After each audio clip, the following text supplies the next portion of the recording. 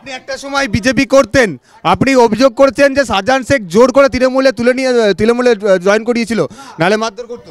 শাহজাহান শেখ নিয়ে আসেনি, এই তৃণমূলের যারা এই বুথের অঞ্চলের যারা নেতৃত্ব ছিল তারা আমাকে 19 সালে ভোটের পরে, লোকসভা ভোটের পরে আমাকে মেরে ধরে এই বটতলাতে মেরে ধরে এই দলে আনা হয়েছে।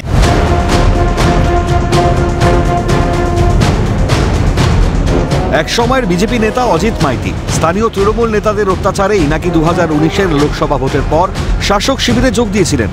এলাকায় কান পাতলে শোনা যায় তারপরেই নাকি বদলে যান অজিত মাইতি, কাজ করতে শুরু করেন শেখ শাহজাহান ও তার ভাই শেখ সিরাজের হয়ে। আর সেই অজিত মাইতিকেই কার্যত ছুঁড়ে ফেলে দিল শাসক দল। দলীয় পদ থেকে সরানো হয়েছে অজিত মাইতিকে। আরে এই দলের নেতা যাদের বলছেন আপনি, এরকম ইন্ডিভিজুয়াল কেউ কেউ অত্যাচার করেছে বলেই তো মানুষ বিক্ষোভ করেছে। যারা অত্যাচার করেছে তাদের পাশে দল নেই। অজিত মাইতির বিরুদ্ধে যেরকম গতকাল অভিযোগ এসেছিল, আমরা সরিয়ে দিয়েছি।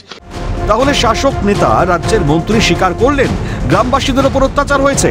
আগে জানতেন না রাজ্যের শীর্ষস্থানীয় নেতারা?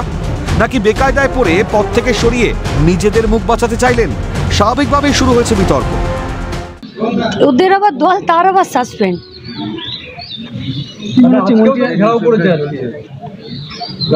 লুট করেছে মান সম্মান, জমি, 100 দিনের কাজের টাকা, তারপর কি ওদেরকে জল মিষ্টি দিয়ে মানে ঠান্ডা হাওয়ার বাতাস করবে নাকি? শুধু দলের পদ গেছে তাই নয়, পুলিশের জালে অজিত মাইতি।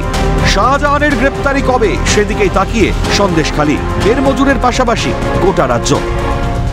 এবার আমি অপেক্ষা করবো কখন ওকে কার থেকে ঝাড়বে। প্রথমে ওরা টাকা ঝাড়ে, তারপরে যখন ধরা পড়ে তখন যে টাকা ঝাড়ে তাকে কার থেকে ঝেড়ে দেয়, কিন্তু টাকাটা তো জমা হয় 75 ভাগ কালীঘাটে। ক্যালকাটা নিউজ।